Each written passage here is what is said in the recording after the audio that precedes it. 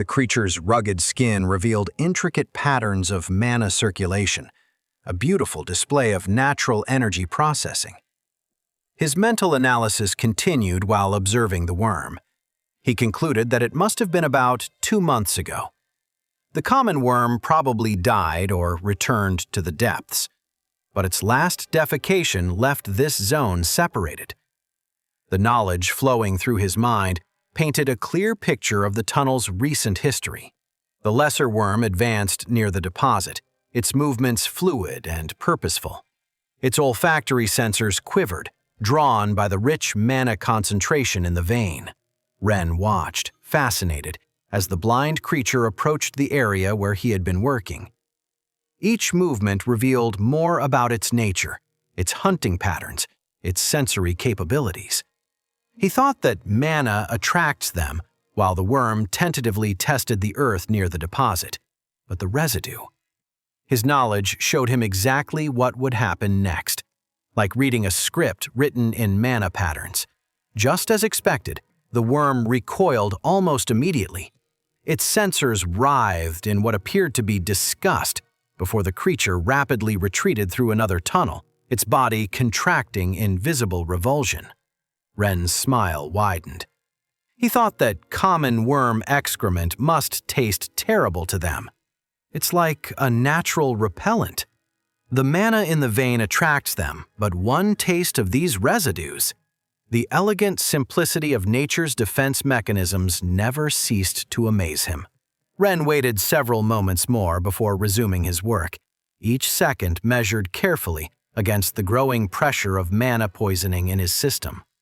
His mind connected the pieces while extracting another crystal, realizing that's why this vein had retained so much mana. He understood that lesser worms detect it because of its mana richness, but the common worm's residues keep them away. Each new discovery reinforced his understanding of the mine's ecosystem. His fingers traced the crystallization lines on the wall. The mana had concentrated uniquely here, preserved by the peculiar nature of the deposit.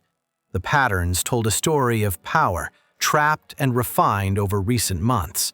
He thought, while packing another portion, that nobody else would come looking in such a cramped hole, and lesser worms won't eat what's basically a pile of worm feces unless by accident.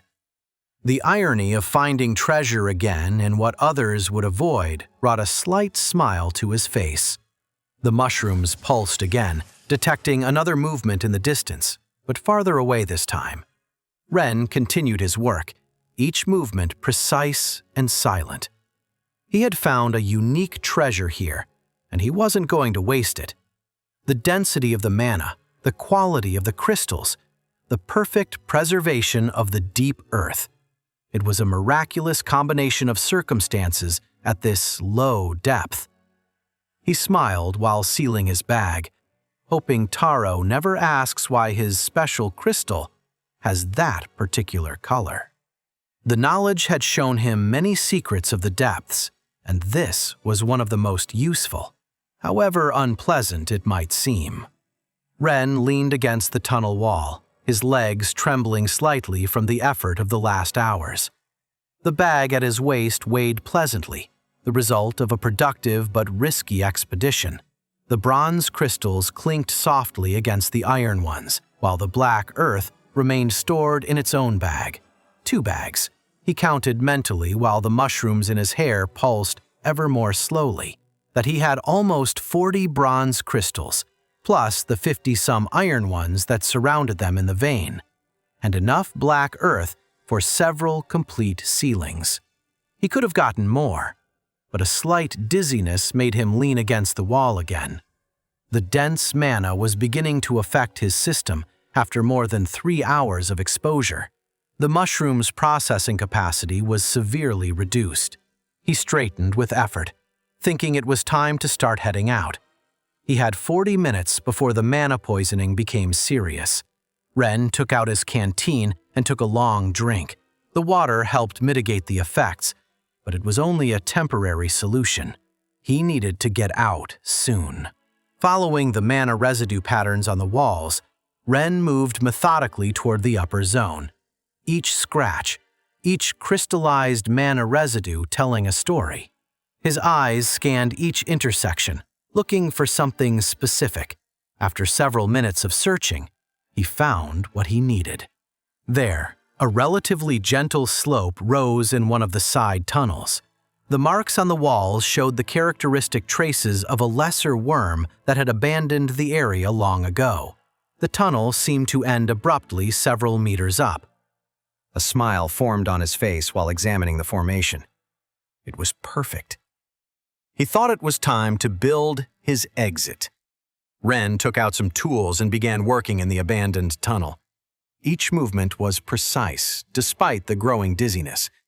There was no time for errors. Only 30 minutes to execute his exit plan, and his alibi depended on doing this correctly. He thought, while beginning to work in the abandoned tunnel, that the guards are meticulous with exit records. They'll need a convincing explanation for this amount of crystals, something that doesn't raise suspicions about forbidden levels, especially if he wanted to collect his doubled month-end reward. He estimated he had 25 minutes while feeling another wave of dizziness. He needed to finish this and start ascending in the next 10, or he wouldn't reach the surface in presentable condition. Sweat ran down his forehead as he continued his work. Each passing minute made his movements more difficult, more imprecise. First, he used the residual energy in the lens he had bought and overcharged a crystal, then sealed it with deep earth. The crystal began to glow in a brown tone. Ren carefully deposited 5 bronze crystals on the ground, forming a specific pattern. His fingers trembled slightly while placing each one, not just from mana poisoning, but from the pain of wasting valuable resources. He thought, while taking out 3 more from his bag, that it hurts to use bronze crystals like this, but he needed the worm to detect them from afar. Iron ones wouldn't be enough attraction at this 115 meters low depth. The fresh marks on the walls confirmed what was necessary to execute his plan. A lesser worm had passed through here recently, its sensors probably still alert to any signal in its territory. The mushrooms in Ren's hair, though weak, could still detect the fresh mana trail. He analyzed while studying the residue patterns that this one must be near leveling up.